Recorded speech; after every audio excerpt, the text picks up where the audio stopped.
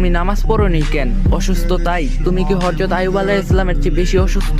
তুমি নামাজ পড়োনি কেন? দায়িত্ব কর্মভার থাকার কারণে? তোমার কি হযরত সুলাইমান আলাইহিস সালামের চেয়ে বেশি বড় রাজত্ব নাকি, যে দায়িত্ব সামলাতে গিয়ে নামাজ পড়তে পারেনি? তুমি নামাজ পড়োনি কেন? স্বামীর অত্যাচারের কারণে? তোমার স্বামী কি বিবি আসিয়ার স্বামীর ফেরাউনের চেয়ে বেশি অত্যাচারী? তুমি নামাজ পড়োনি কেন? সাংসারিক কাজকর্ম কারণে? তুমি কি মা ফাতেমার চেয়ে বেশি সংসারী?